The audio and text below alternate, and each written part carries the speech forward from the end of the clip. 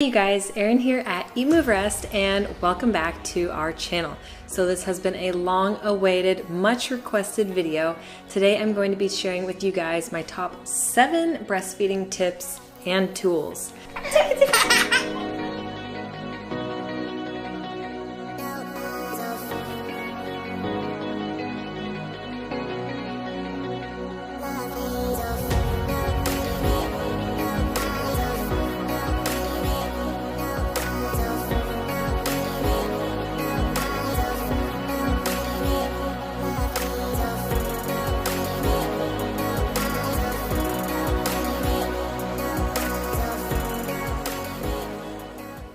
So I've got 7 tricks up my sleeve and 7 items that have really helped me along the way with my breastfeeding journey. So I am now 12 months postpartum, which means Max, as you guys know if you've been following, just turned 1 year old. So breastfeeding has been an incredible journey. It's something I never in my wildest imagination thought that I would do for as long as I have been.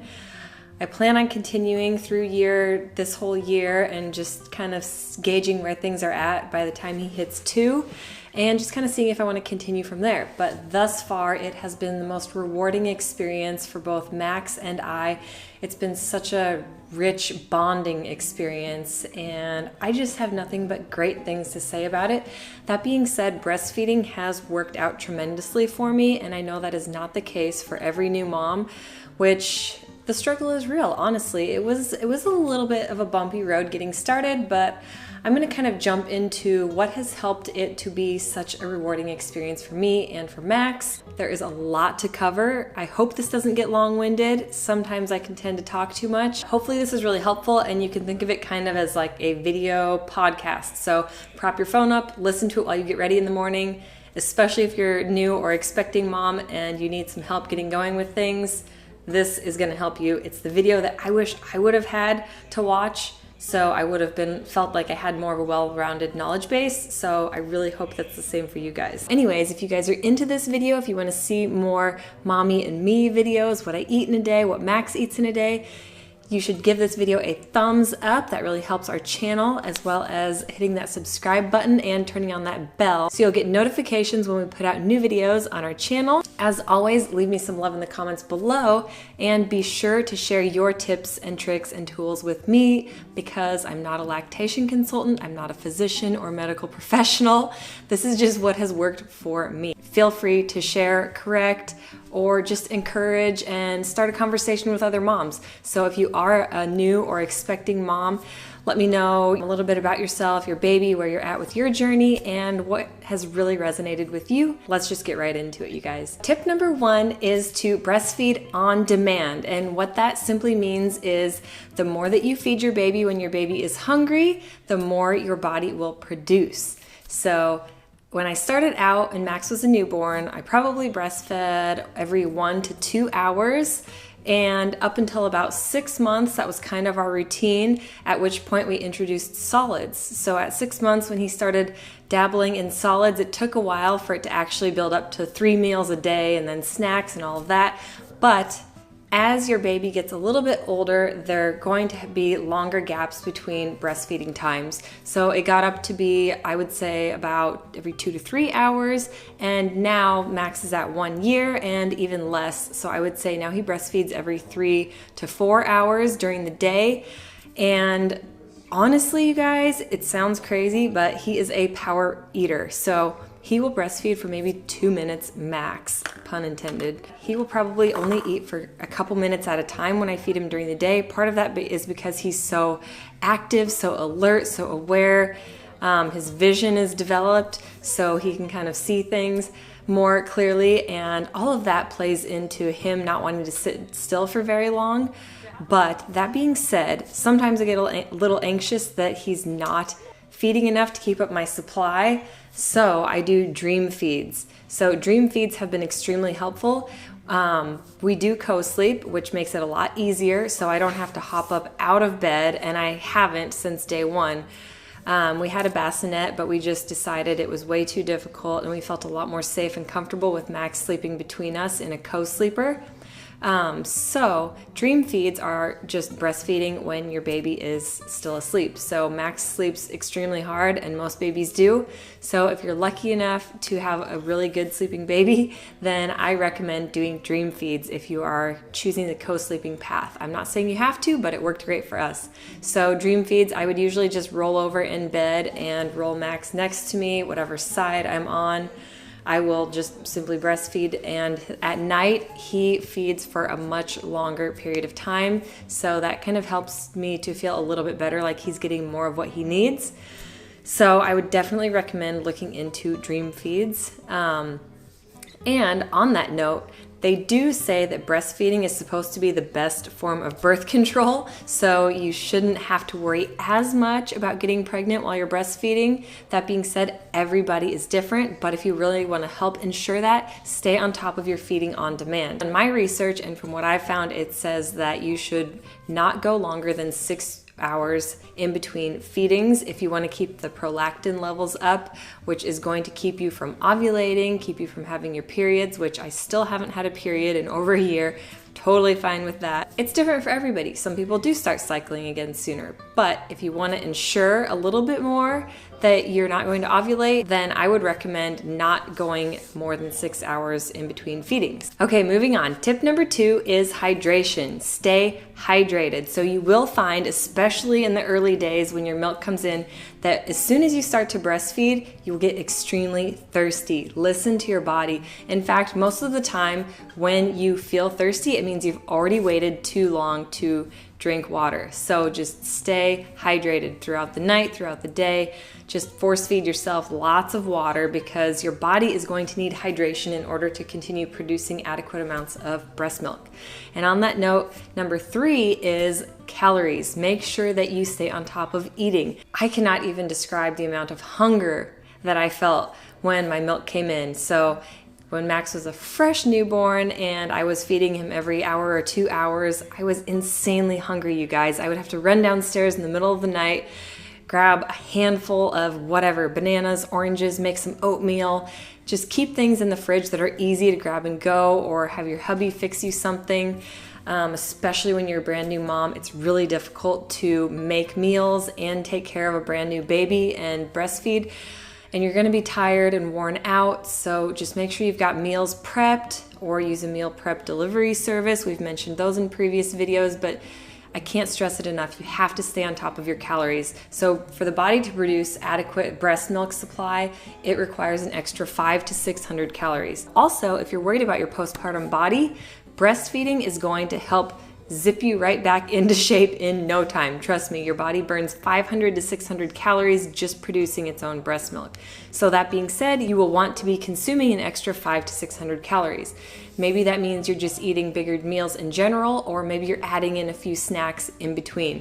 But do not worry about it. Your body will bounce back if you're breastfeeding on demand, and keep those calories coming. It's not the time to be in a caloric deficit. Number 4 is I'm addressing a fitness myth. So on the note of calories, I'm also going to say that after you give birth, you'll want to take your time getting back into a fitness routine.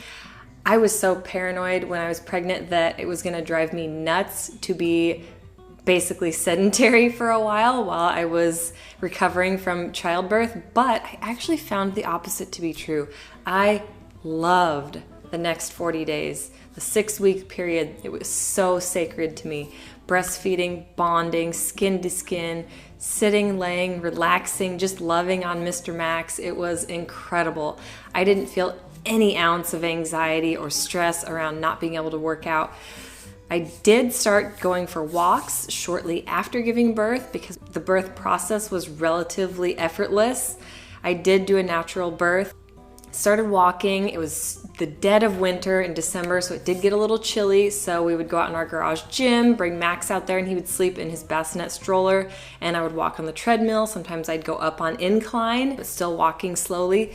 But a lot of people had said after your 6 weeks when you got back into working out, which I did, I jumped back in after 6 weeks because I felt great. A lot of people say, doesn't your milk supply tank when you start working out?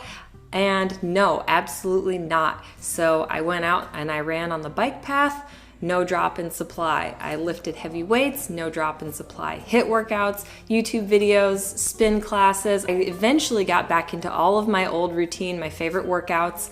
If you guys haven't watched my weekly workout routine video, check that out. I'll link it below. But I didn't notice any drop in supply. If you have found something opposite for you, or if you're worried about it, again, just go back to the calories. So if your body's already burning 500 to 600 producing milk, and then you're working out, it might mean that you have to bump up your caloric intake yet again, maybe another 300 to 400, maybe even 500. So that being said, if you guys really want to know the honest truth, I am lean, I am mean. Some people say that I'm too scrawny. I don't even care because I feel fantastic. I used to consume around 2,500 calories, and now I consume 3,000 to 3,500 a day, depending on how hard I've worked out, how much I've breastfed, and honestly, just listening to my body. I don't let myself feel starved because I know that that's when the milk supply actually starts to tank. So don't worry so much about fitness. It's more about staying hydrated, staying fueled. Number 5 is pump. So if you want to increase your supply, I would suggest getting a breast pump. Everybody who is a breastfeeding mom should own one. So there are a couple different types. I have a handheld one that I used early on when my milk first came in, and then I have one that I now use daily. So let's look at those right now. So this is gonna turn into a little bit of an adult show and tell session because I've got a handful of things that have helped me. So let's check these out. Okay, so this is my little show and tell for you guys, but let's just talk really quick about when your milk comes in. So before it comes in, you're only going to be producing colostrum, and this might start to come in before you even give birth. Mine did. I would notice TMI. I would notice in the shower that like yellow liquid would sometimes come out of my breasts. It's called liquid gold because it's very minute amounts of colostrum, which actually is like a mega powerhouse superfood for your baby. When your baby is brand new and newborn, the stomach is only about the size of a small marble, so it doesn't take very much to fill up that space in there, but the amount of milk that they require from there on out when your milk comes in starts to go up rapidly over the coming weeks. But at first it's just colostrum, and I asked my mom, how will I know when my milk comes in? How will I know? And she's like, oh, trust me, you'll know. And sure enough, I did, because a couple days later, my milk came in and my double A cup breasts turned into something about like this. So for the sake of me not having to be extremely graphic, I'm gonna show you guys how I use this handheld pump. So this is called the Haka, and this is something that when I took my breastfeeding class, which I recommend that you all find a local breastfeeding class if you're expecting, it helped so much. But they recommended getting a Haka, which is this handheld silicone pump, and it's been incredible. So this thing, it suctions down so it won't spill if you suction it onto the tabletop next to you. It's got this lid with this little breathable thing in it. So I'm gonna take it off. And this is really helpful when your milk first comes in. You're going to feel like when you have that letdown sensation, which let me just say, when your milk lets down, you get kind of a burning, tingling, painful sensation. Not like bad painful, but like you can tell like both of your breasts will have like a little ting, I guess you could say. So your baby's breastfeeding on one side and the other side is gonna start dripping and leaking, right? Because you're, at least like me, I was really incredibly engorged when my milk first came in. So like I said, like big boobs. Until your body starts to figure out exactly how much milk your baby is taking, and then it'll start to stabilize and balance out. I would say about around 3 months it took me till then, where my breasts weren't incredibly engorged every feeding. So your milk lets down, your baby is nursing on this side, and then the other side, you want to be able to catch that milk, right? So you squeeze this and you attach it to your breast, and you can see how it kind of suctions in there, and it's going to catch all of that excess milk. So your baby's nursing on one side and you're holding this on the other side, catching that excess milk that you can then store for later on use. So just trust me, every little ounce of milk counts, especially if maybe you're having trouble producing.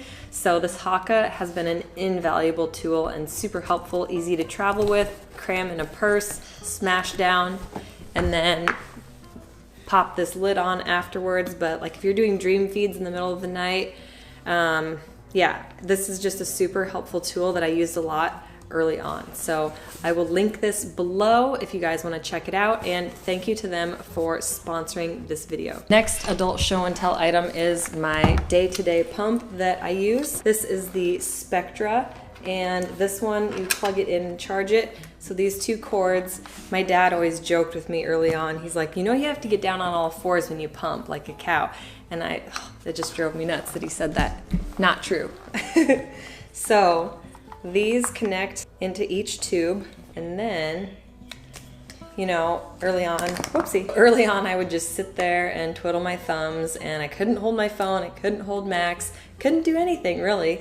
And then Dusty actually found this for me on Amazon, which most people are probably smart enough to have one of these. I recommend that you get it. So it's just like a little tube top that zips in the front, and then the pump, the milk catchers go into it like that. And so you can wear this little tube top and pop these puppies right into it, so you can use your hands and go about your day. So normally I would recommend that you just pump first thing in the morning, maybe set this on the counter while you get ready in the bathroom, something like that could be helpful. And with the pump, there's a lot of different settings. So I have showed in the past before what I use. So everybody's settings are going to be slightly different, but what I do is you turn the power on, and then right away hit this wave button, and I have it set to cycle 70, and the vacuum strength is a 5. And then I let that go for 2 minutes until, or it's usually about 2 minutes till my letdown happens, and then I switch it to cycle 54, vacuum of 9. You might want to pump the brakes on the vacuum strength if you have a brand new newborn, but as your baby gets older, they will get more efficient at removing milk, so then you might want to bump up the strength on that.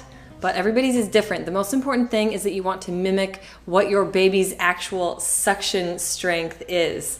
So kind of play around with the settings and see how it goes for you. But I usually pump earlier in the day, and I like to pump for 15 minutes. So I'll do that first cycle for 2 minutes, and then I'll go to the other one, and I'll do a total of 15 minutes. And everybody's amount of milk that they pump is different. So early on, when I was really engorged, I could probably fill both of these up easily.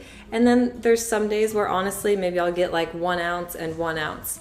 I would say on the regular, I usually get about maybe 2 or 3 ounces in each of these. So what I end up doing then is putting it in a freezer bag. So there'll be little breast milk freezer bags you can get. Put it in the freezer and then hang on to it either for future use, which I haven't had to use it because Max is pretty much attached at the hip and he goes everywhere with us. But what I've ended up doing is actually donating it instead. So there's probably a lot more that can be said about pumping, but I will say that the most important thing is to pump either about 30 minutes after a feeding or at least 60 minutes before your next feeding, just to ensure, number one, that you have something to pump after a feeding, or if you're doing it before a feeding, you want to have that longer window of time so that your baby can actually get adequate milk from your breast. So the most important thing is that you're feeding your baby. After that, pump, store it, and then you can save it to either thaw for future use if you're sending your kiddo to daycare or grandma and grandpa's, whatever the case may be, or storing it to save for donating. So because I had an overabundance of milk supply, I was stashing away a lot. And what ended up happening was I went through all of the steps to donate to our local milk bank here. But then I actually heard that what they do is they take all of the mother's milk, pool it together, pasteurize it, and then distribute it out. So when you pasteurize it, it actually is going to reduce a lot of those benefits of the fresh whole breast milk. So a lot of people mentioned finding somebody that you know and trust, that knows and trusts you locally in the community that has a baby or they can't produce milk or whatever the case may be, so to donate locally. And that's what I ended up doing. I found a local person actually who was a sister-in-law of a mother who passed away, unfortunately, and the mom was super holistic and natural and would have wanted breast milk for her baby. So they were reaching out to local donors, so I donated a bunch to them. And then we found a couple of good friends who had recently had a baby who she couldn't produce, so we've been donating to them, and it's been so awesome to be able to see this little baby just growing and thriving. And she said, your milk's the cream of the crop. He loves it. So it's been a really rewarding thing to be able to do. And I've always got that stash in the freezer just in case I would need it if I wanted my parents to watch Max for a few hours. But like I said, he's never been out of our arms for more than a couple of hours, so we haven't had to use it for him, but it's there. My number 6 tip is to look into consuming more galactagogues. So galactagogues definitely sounds intergalactic, but I am not talking about a character from Star Trek. What galactagogues actually are they are foods or supplements or herbs that are said to help promote breast milk supply. So none of these things are evaluated by the FDA or proven to be true, but a lot of moms swear by certain foods to help boost their milk supply. So my number 1 is mother's milk tea. I absolutely love it. I will do 1 or 2 tea bags a day. I kind of go on and off with that. If you donate your milk to a milk bank, they will not want you to be drinking mother's milk tea because of the fenugreek, or maybe it's the fennel, I'm not sure. It's just that some babies can't tolerate it. That being said, mother's milk is fantastic for increasing your supply, and I like the taste of it. Also, I would say these are like my top galactagogue foods are oats, dates, flax, chia. So I try to consume a lot of those. Also yams or sweet potatoes are said to be good. Coincidentally, these are all amazing tasting foods, and they're so easy to incorporate in so many recipes. A few that I have, there's one on this channel for lactation oats. That's a great one that has oatmeal, flax, and dates in it. Another one is on my blog. I actually have a muffin recipe that I don't really talk a whole lot about it being lactation friendly, but it's got all the right ingredients. That's a fantastic one. You can also put all of these ingredients into smoothies really easily. And actually, a girl that I follow on Instagram that I've become friends with, Ivy Carnegie, has a fantastic lactation brownies recipe. So you cannot go wrong with those. They're all whole food ingredients, so you don't have to worry too much about indulging. They are fantastic, and all of these really seem to work for me. I would say the one ingredient that seems to work the best is oats. So I usually do steel cut, but give those a try. You can Google search, find all kinds of different herbs, like I said, as well, that can help boost your supply. And finally, my number 7 breastfeeding tip is to rest and stress less. So if you've tried everything else on the list and you still feel like your supply isn't where it ought to be, I would definitely try stressing less. That's a lot easier said than done, but I have noticed when I am extremely worked up, anxious, stressed out, busy-bodied, not able to settle down, then I do see a small drop in my supply.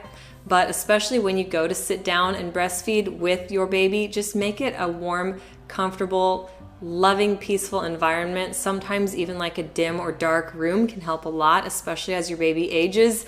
And like I said, their vision becomes clearer. They get a little bit more distracted. It can be really good if you just get into a rhythm or a routine, like if you have a rocking chair or something peaceful, a peaceful place to sit that's quiet and dim. That can really help. It can also help with your letdown if you're having trouble with your letdown. Using breastfeeding as a time to bond and to kind of close your eyes, decompress, maybe do a little bit of a meditation and some breath work, and just envision the nourishment pouring down from God to the sun, into your head, into your body, and breastfeeding and nourishing your baby. So stress less and rest more. My top 7 tools aren't gonna take quite as long as the top 7 tips did, I promise. So number 1 is a boppy pillow. So it's a pillow that wraps around your waist. It's in storage up in our garage, but it's just a pillow that wraps around your waist. And especially when Max was super tiny, fresh newborn, it was much easier because then I didn't have to like scrunch and hold him up here with both arms. He was able to lay there and breastfeed comfortably on his side, and it just helped to free up my arms and help me to be able to sit up better. So invest in a boppy or breastfeeding pillow of some sort, or even if you just want to save money and use something like this. 2 would be good breastfeeding bras. You can find daytime and nighttime ones. I did use a nighttime breastfeeding bra for a long time early on, but I don't anymore. I don't really have a favorite brand. I'll show you the one that I I have a couple like this. I have like a skin colored, nude colored one and this. So what it does is it just unclips right here. So you can just pop one of those bad boys out at a time and you don't have to like pull it up. So it's worked out great. It's not the most flattering. I don't love it, but it works great. It's super handy. So get some good breastfeeding bras, and you'll also want some pads. So early on, again, if you're engorged, if you have an overabundance of supply, those are well padded bras, but you can also put these. I have reusable ones. There are like disposables, but these are reusable. I found on Amazon. So it's just a little pad that catches excess, like I said, when your letdown is flowing out. If you don't have your haka there to catch it, using something like that. Number 3 is a pump, so the haka and then the Spectra, like I showed you guys already. Number 4 is a baby bottle. So fun fact, Max never took a bottle, never took a pacifier. He's been a left-hand thumb sucker since the day we brought him home. It's so funny because people will be like, oh cute, he started sucking his thumb. I'm like, he started really early on, like the day we brought him home. It was hilarious and it's so cute. And I was a thumb sucker too, but it's a great way for your baby to self-soothe. I wouldn't worry about making them stop until they're about 3 or 4. So finding a bottle that works for you and that your baby will actually take is crucial. So especially, like I said, if you are going to head back to work and send your kiddo to daycare, you want to make sure that whoever's watching your baby will be able to give them a bottle. In comes the Nano Baby. So this thing has been super helpful because it actually looks like a breast. So that's the only bottle we were ever able to get Max to take. And honestly, like I said, he's only ever breastfed. We've never really bottle fed a whole lot, other than just like for fun. Sometimes Dusty wanted to give it a try, so he would feed Max in between my nursing sessions. So the Nano Baby was super helpful. I can link it below, as well as I will link our Amazon store with all kinds of mom and baby products that we have used and loved. And also be sure to check out our favorite products video. We have a favorite baby products video. I can link that below as well. So just 2 more tools for you guys. Nipple butter. So this is Earth Mama organic nipple butter, and especially early on, they are going to be raw and sore. So invest in some of this and just slather those puppies after every single feeding.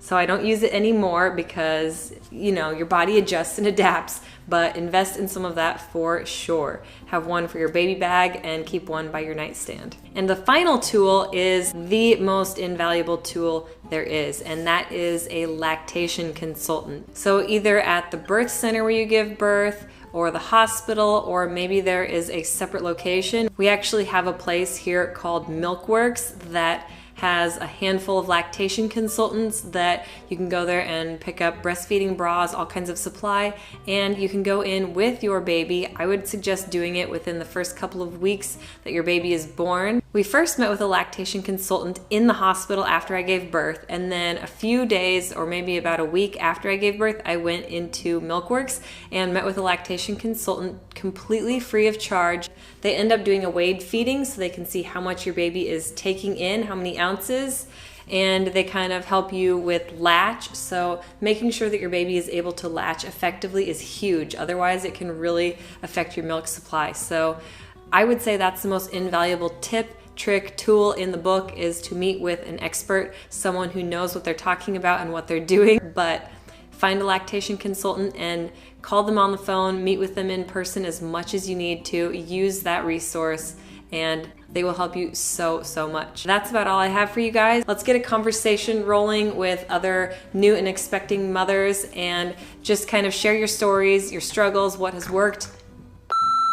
All right, you guys, so hopefully you enjoyed this video. If you did, give it a thumbs up. Like I said, if you haven't already, join us here at the Eat, Move, Rest headquarters. Join the fam by hitting that subscribe button. Click that bell to make sure that you get notifications whenever we put out new content here. Leave me some love in the comments below. And like I said, let's get the ball rolling and start a conversation with other new and expectant mamas. Let's share our tips, tricks, and tools, what has worked, what we're struggling with. Let's just get to know each other here and make it a safe space to communicate and grow together. So until next time, eat, move, rest your best, and can't wait for the next video to see you guys again. Bye, guys. Woo. You bark like a pup? What sound does Bo make? Oh boy.